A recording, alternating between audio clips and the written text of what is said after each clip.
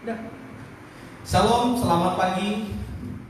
Senang sekali bisa berjumpa dengan Bapak Ibu sekalian, Jemaat GPSK Kasih Karunia Pontianak, dan semua yang menyaksikan siaran langsung melalui Facebook dari teman-teman seluruh tanah air, seluruh Indonesia. Hari ini kita akan lagi berkumpul dalam mengakhiri bulan April 2020. Kita boleh berkata bahwa kalau Tuhan sudah pelihara kita dari Januari, Februari, Maret sampai bulan April, hampir selesai 4 bulan, maka kita berkata Tuhan Yesus sungguh Allah yang baik. Mari kita puji Dia, mari kita angkat hati kita, mari kita sembah Dia. Kita datang kepada Tuhan. Sebelumnya mari kita berdoa. Tuhan Yesus, kami ingin memulai ibadah minggu pada hari ini. Kiranya ibadah kami di pagi hari ini Tuhan hadir dan Tuhan memberkati kami. Maka kami ingin memulai ibadah kami di pagi hari ini. Kiranya boleh cari di dalam nama Bapa, Anak, dan Roh Kudus. Kasih karunia, rahmat, dan damai sejahtera dari Tuhan dan Bapa kita melalui Yesus Kristus menyertai ibadah kita dari awal sampai akhir. Nama Tuhan dipuji dan dimuliakan. Di dalam nama Yesus kami memulai ibadah kami hari ini. Haleluya. Amin. Mari saudara, saya undang semua saudara yang ada di rumah. Kita siapkan hati. Kita katakan kepada Tuhan, tiada berkesudahan kasih setia Tuhan. Tuhan Yesus baik. Haleluya.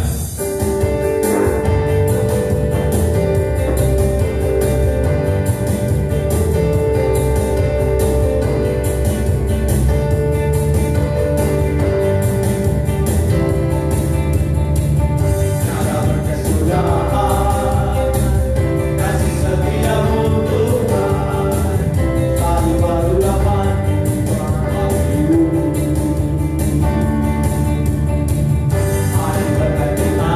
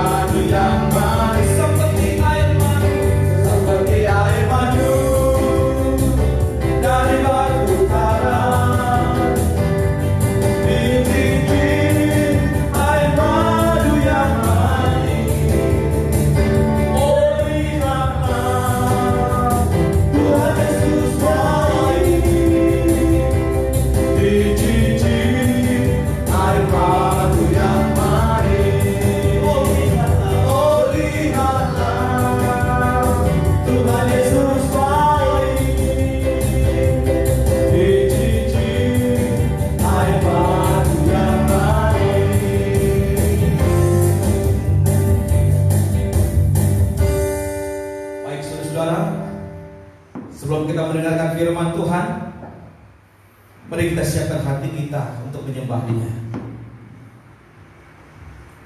Terima kasih Tuhan.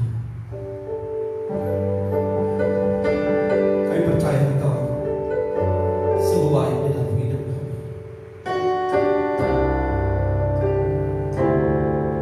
Terima kasih.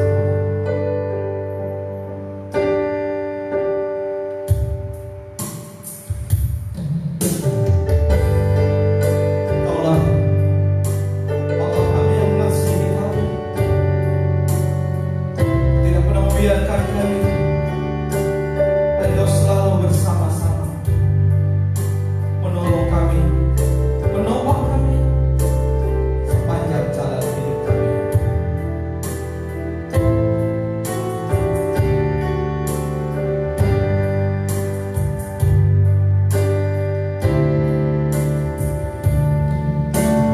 Hatiku tenang berada dekatmu, Kaulah jawaban hidupku. Hati kami tenang karena ada Engkau Tuhan. Berjalan dekatmu, Kau yang pelihara hidupku. Pertolonganmu Begitu ajaib, Kau telah mengikat hatiku. Di saat aku tak sanggup lagi, di situ tanganmu bekerja.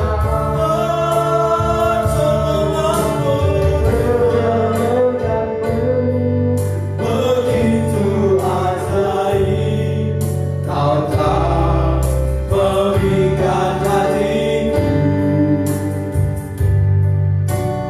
Ini mataku tertuju padamu, ku rasakan kasih-Mu, Tuhan. sekali lagi, hati kami tenang karena kami dekat dengan Bapa yang mengasihi kami. Kami tahu Bapa sanggup menolong kami di setiap persoalan hidup kami. Tuhan hadir. Terima kasih Tuhan.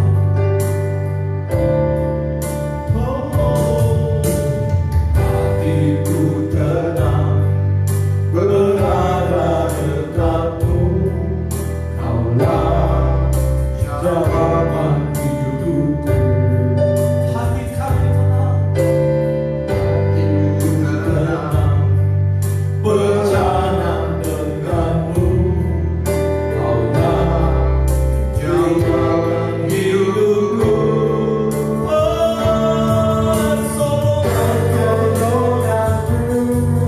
Begitu ajaib, Kau telah mengikat hatiku. Di saat aku tak sanggup lagi, di situ tanganku bekerja. Pertolonganmu Tuhan. Pertolonganmu begitu ajaib, Kau telah mengikat hatiku. Kini mataku tertuju padamu, ku rasakan kasih-Mu, Tuhan. Ku rasakan kasih-Mu. Ku rasakan kasih-Mu, Tuhan. Ku rasakan kasih-Mu Tuhan. Rasakan kasih-Mu,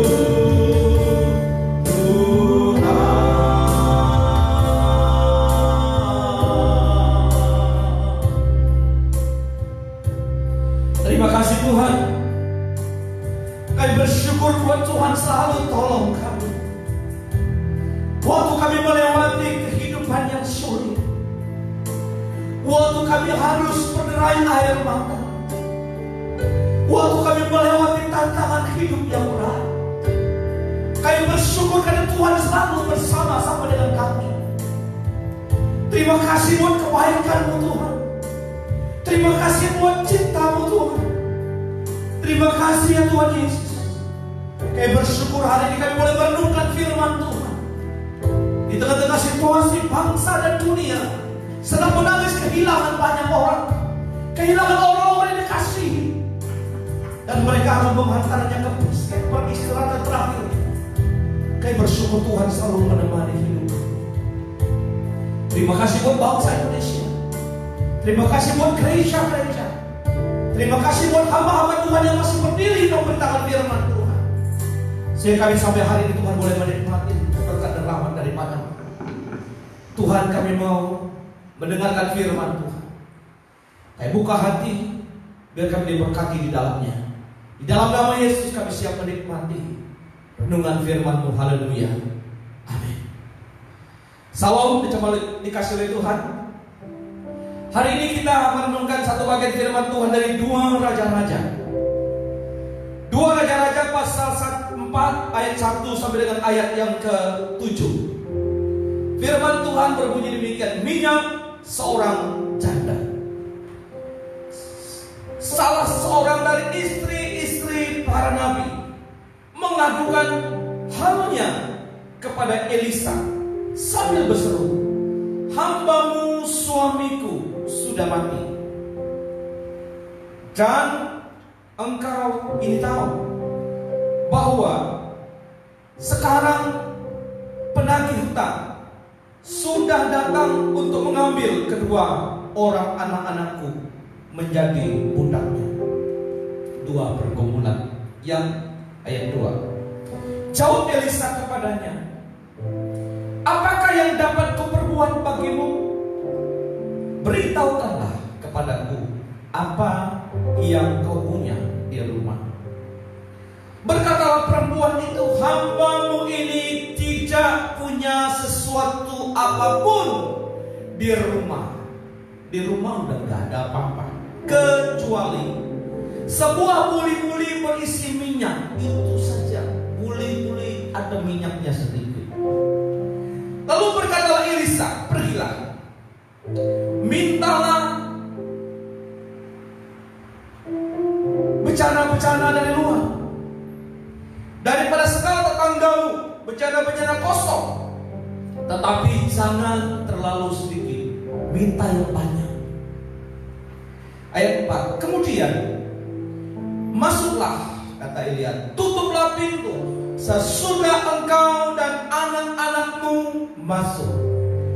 Lalu tuanglah minyak itu ke dalam segala bencana. Mana yang penuh, angkatlah." Pergilah perempuan itu daripadanya. Ditutupnyalah pintu sesudah ia dan anak-anaknya masuk. Dan anak-anaknya mendekatkan bencana kepadanya, sedang ia terus menuang. Jangan lupa terus tuangkan dia. Ketika bencana-bencana itu sudah penuh, berkatalah perempuan itu kepada anaknya, "Dekatkanlah kepadaku sebuah bencana lagi." Tapi jawab anaknya kepada ibunya, "Tidak ada lagi bencana." Lalu berhentilah minyak itu mengalir. Kemudian pergilah perempuan itu memberitahukan kepada abdi Allah. Dan orang ini berkata, "Pergilah, jualah minyak itu dengan baik-baik, bayarlah hutangmu, dan hiduplah dari lebihnya engkau serta anakmu." Saudara, baik-baik dengan firman Tuhan hari ini saya memberikan satu tema, 7 langkah mengubah tragedi menjadi kemenangan. 7 langkah mengubah tragedi menjadi kemenangan. Pertanyaannya, tragedi seperti apakah yang terjadi kepada janda, istri daripada seorang nabi? Yang pertama, kehilangan suaminya. Saudara tahu bahwa kehilangan orang yang dikasihi, apalagi dia tulang punggung keluarga. Kehilangan seorang yang dicintai itu merupakan pukulan hidupnya begitu berat. Dan hari-hari ini saudara, 1 juta lebih orang kehilangan yang sudah pergi meninggalkan keluarganya.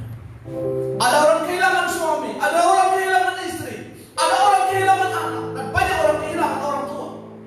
Dan hari-hari ini begitu banyak orang yang hari-hari meratap dan menangis. Dan sebentar lagi tragedi yang kedua, dia harus kehilangan anaknya. Kenapa? Karena penagih hutang itu akan mengambil anaknya jadi budak jaminan. Suami meninggal, hutangnya banyak, anak hampir habis. Dia hampir hidup sebatang kara. Ini sebuah tragedi kehidupan yang sangat tragis. Bagaimana kita bisa membuat tragedi menjadi sebuah kemenangan? Ada 7 rahasianya. Rahasia yang pertama, ia datang kepada Nabi Elisa. Saudara dikasih oleh Tuhan, saya tahu saudara butuh seorang hamba Tuhan. Saudara butuh seorang kakak rohani. Saudara butuh seorang gembala yang mendampingi saudara menghadapi kehidupan yang sedang mengalami kritis. Maka saudara membutuhkan yang namanya ketika kehidupan kejepit, kondisi sedang menghimpit. Saudara butuh konseling, saudara butuh konsel, saudara butuh small group, saudara butuh cool, community of love, saudara butuh komunitas. Saudara dikasih oleh Tuhan dalam kondisi yang sangat hancur hatinya, dia datang mengadu kepada seorang hamba Tuhan. Maka saudara dikasih oleh Tuhan, Tuhan mengutus hamba Tuhan, Tuhan mengutus kakak rohani, Tuhan mengutus teman seperjuangan, orang-orang di sekitar kita untuk memberikan kekuatan dalam kehidupan kita. Dan saudara dikasih oleh Tuhan, begitu banyak orang yang hari-hari ini hidup dalam penderitaan, kehilangan orang yang dikasih. Bagaimana kita bisa mengambil simpati, empati kepada mereka? Yang kedua, bagaimana Anda bisa mengubah tragedi ini untuk menjadi kemenangan? Yang kedua, kemenangan harus dipahami bisa terjadi kepada semua orang. Bukan hanya orang yang stres, bukan hanya orang yang susah, tetapi kepada hamba Tuhan sekalipun. Istri seorang nabi mengalami masalah, saya tidak tahu bagaimana manajemen keuangan waktu itu. Kenapa istri seorang nabi bisa sampai begitu banyak hutang? Bagaimana hamba Tuhan kita begitu banyak hutang? Apakah kondisi bangsa Israel hari-hari itu tidak pernah memperhatikan hamba Tuhan? Memang di perjanjian lama Alkitab mencatat, akhirnya imam-imam, orang-orang Lewi harus bekerja karena bangsa Israel tidak lagi memperhatikan hamba Tuhan. Mereka harus berhutang, mereka menggadaikan apa yang mereka punya kalau punya. Dan ini kondisi yang kedua, saudara, krisis yang terjadi. Itu bisa menimpa siapa saja, pendeta, hamba Tuhan, orang biasa, pintar, kurang pintar, berhikmat, kurang berhikmat. Siapa saja bisa mengalami yang namanya krisis kehidupan. Jadi saudara, ketika krisis datang, jangan menyalahkan diri sendiri, jangan menyalahkan Tuhan, jangan menyalahkan orang lain, jangan menyalahkan apa dan siapa. Tapi mari kita datang kepada Tuhan. Langkah yang ketiga, bagaimana kita mengubah tragedi menjadi kemenangan? Yang kedua, kita harus tahu cara kerjanya Allah. Yang ketiga, tahu bagaimana Allah bekerja. Allah bekerja itu tidak memakai sesuatu yang besar, yang luar biasa. Cara Allah bekerja memakai hal-hal yang kecil. Apa hal yang kecil? Minyak dipuli-puli. Bagaimana minyak dipuli-puli yang sedikit sekali bisa membayar hutang, bisa membuat mereka hidup dari sisa bayar hutang itu. Secara logika tidak bisa berapalah harga minyak dipuli-puli yang begitu kecil. Ini sebuah kemustahilan. Jangan meremehkan hal yang kecil. Dari hal yang kecil kita bisa melihat Tuhan bekerja.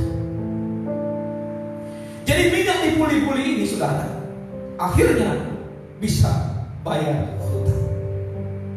Yang ketiga, saudara, Saudara harus tahu dan saya, supaya kita menghargai berkat karunia pemberian, walaupun sepertinya tidak bernilai oleh manusia, tapi Tuhan bisa mengubahnya menjadi kelimpahan. Contoh, Tuhan bisa memakai 5 roti dan 2 ikan untuk memberkati 5.000 orang laki-laki. Kecil sekali, hanya untuk makan 2 orang, 5 roti 2 ikan.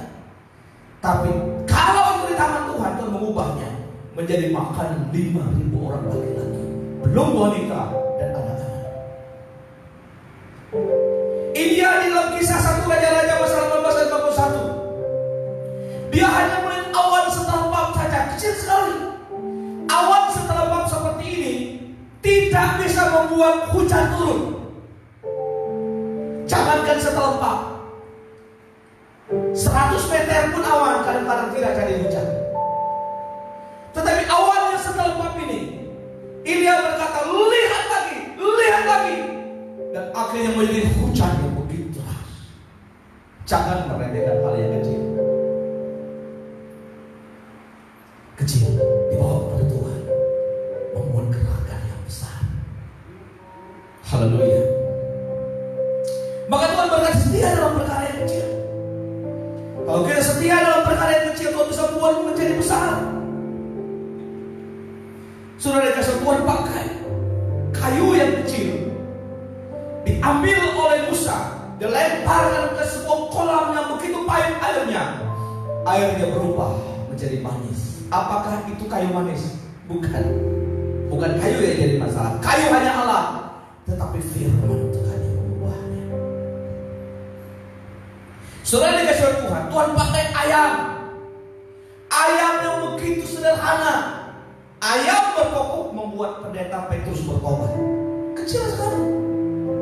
Jadi saudara dikasih Tuhan, mari kita melihat bahwa cara Allah bekerja tidak harus mulai dari hal yang besar.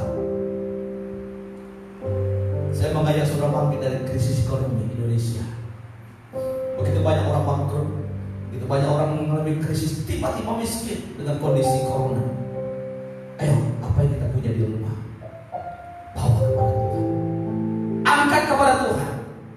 Tuhan bisa pakai yang kecil itu membuat kita menjadi sukses. Yang keempat, prinsip yang keempat adalah, saya sebut nama bersih-bersih. Ketika 2 orang ini, anak dan mama, 2 orang jadi tim bersih-bersih. Dia bilang gini, tuangkan semua bencana-bencana. Saya minta bencana tidak berisi apa-apa, kosong. Bencana yang kosong ini ketika diisi oleh minyak dipuli-puli, yang difirmankan oleh hamba Tuhan, akhirnya bisa dijual menjadi minyak yang mahal. Yang keempat, ayo kita bersihkan hidup kita. Ayo kita siapkan isinya hati kita. Kita kosongkan hal-hal yang tidak memuliakan nama Tuhan. Mari kita jangan menganggap diri kita lebih bisa, lebih pandai, lebih hebat, lebih jago. Yang paling sulit adalah mendidik seseorang yang sok rohani. Kesombongan membuat firman Tuhan paling sulit bekerja. Saya tidak butuh firman kok. Tanpa gereja, tanpa firman saya bisa hidup kok. Saudara, orang sombong tidak bisa mengalami mujizat Tuhan. Maka prinsip yang keempat, cari bencana yang kosong, bencana yang siap diisi. Maka firman Tuhan ini, saudara, mengingatkan kita bahwa ayo kita bersih-bersih. Firman-Mu yang kuasa untuk mengubah sikap hati. Firman-Mu yang tegakkan di saat ku terjatuh. Penuhkanlah bencanaku dengan air sungai-Mu. Ku haus akan firman-Mu.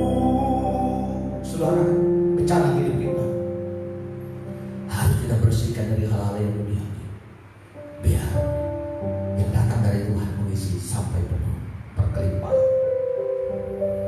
Kosongkan kepahitan, kemarahan, kesombongan, kedengkian, iri hati. Bersih. Dan yang kelima, bagaimana kita bisa mengubah tragedi menjadi kemenangan? Ayat yang ketiga. Ayat yang ketiga dikatakan bahwa lalu berkatalah Elisa, pergilah, mintalah bejana-bejana luar daripada segala tetangga. Bejana-bejana kosong, tetapi jangan terlalu sedikit. Kalaupun saudara, banyak orang berkata bahwa sedikit orang yang melebarkan kapasitas, melangkah dengan iman. Lebarkan imanmu, lebarkan kepercayaanmu.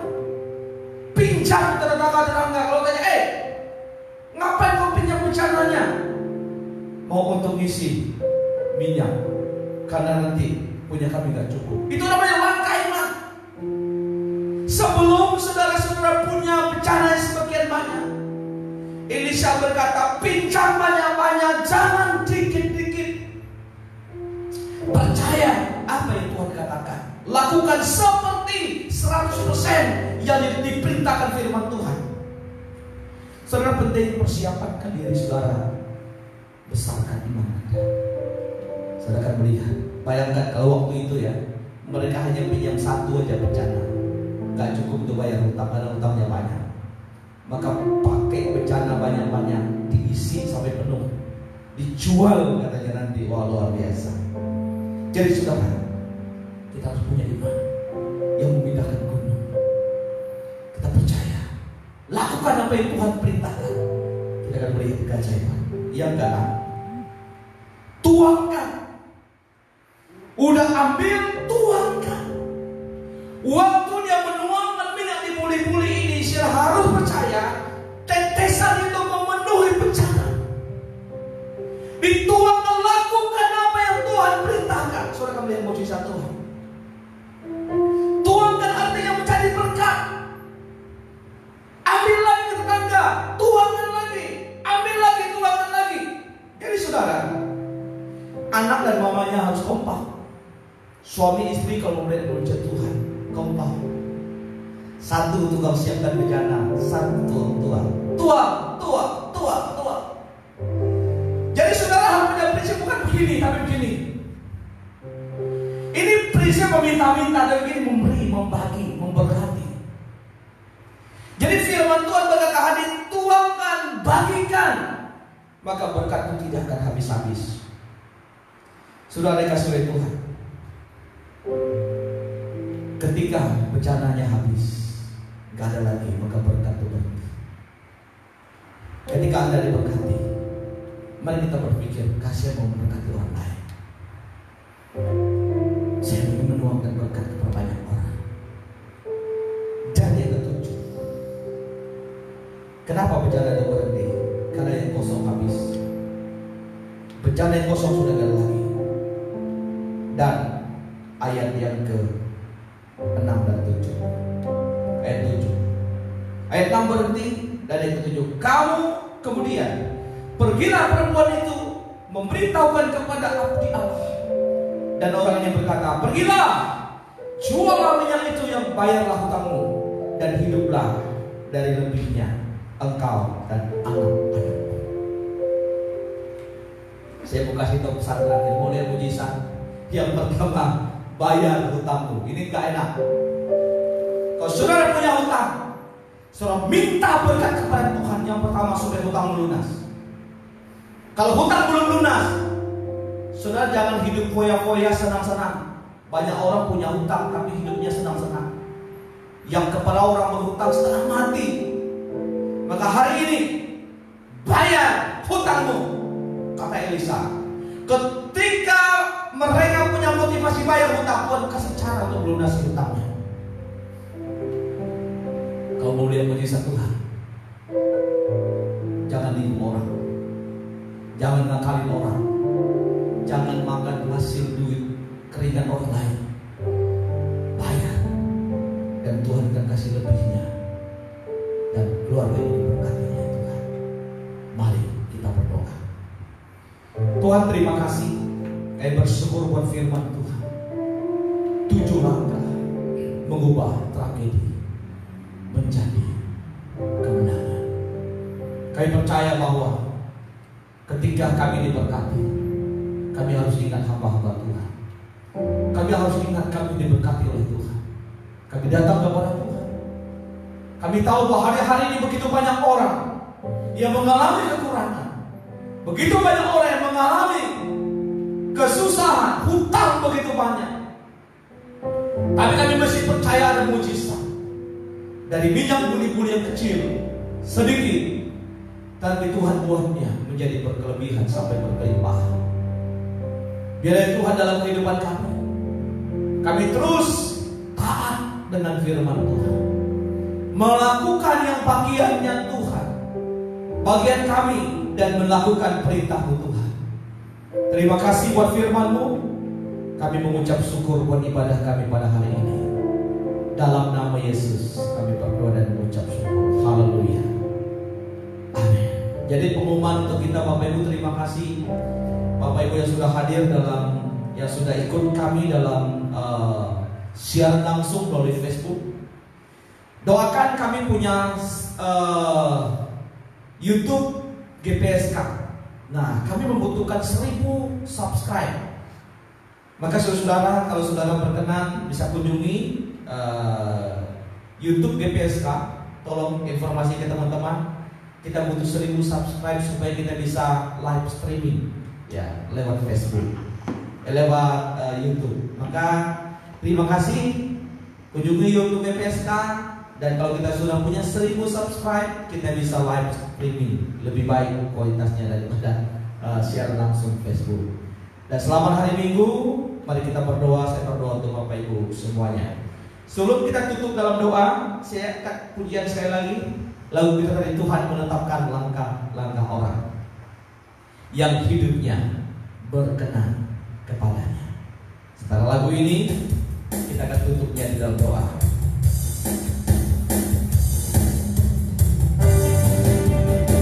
Kita percaya hidup kita, langkah-langkah kita ditentukan oleh Tuhan.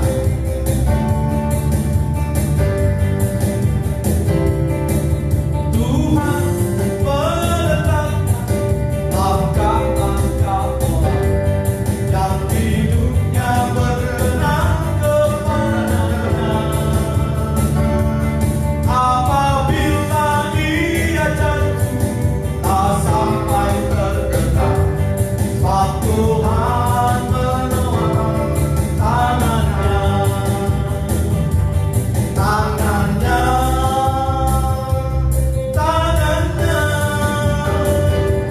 Sebab Tuhan menolak tangannya. Apabila ia jatuh, tak sampai terdekat, sebab Tuhan menolak tangannya. Tangannya, sebab Tuhan menopang tangannya.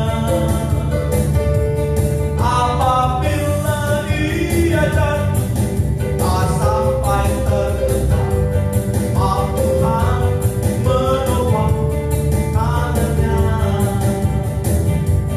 Sebab Tuhan menopang tangannya. Sebab Tuhan menopang tangannya. Tuhan, kami percaya tangan Tuhan menopang hidup kami. Tangan Tuhan menopang kesehatan kami. Tangan Tuhan menopang ekonomi kami. Doa kami Tuhan, malaikat Tuhan berpasukan menjaga umat-umat-Mu, orang-orang percaya. Mereka dilindungi oleh Tuhan. Mereka disertai oleh Tuhan. Tidak salah yang pun kami gugur di luar rencana kami. Doa kami, keluarga kami diberkati, kesehatan kami diberkati, pekerjaan kami diberkati. Apapun yang kami buat, Tuhan buat sukses dan berhasil. Terima kasih ya Tuhan untuk semua jemaat yang sudah menyaksikan melalui live streaming. Tuhan memberkati keluarga dan pekerjaan. Diberkati engkau berlimpah-limpah. Diperluas daerahmu. Tangan Tuhan menyertai-Mu. Diberikan tubuh yang sehat dan kuat. Anak-anakmu diberkati, orang tuamu diberkati, keluargamu diberkati. Kiranya berkat Abraham, Yakub dan Yusuf, kasih karunia Allah Bapa di surga, pertolongan Tuhan Yesus Kristus, dan pimpinan Allah Roh Kudus menyertai hidup kita dari hari ini sampai Maranatha, Tuhan Yesus datang yang kedua kalinya. Amin. Selamat pagi, Tuhan Yesus memberkati. Shalom.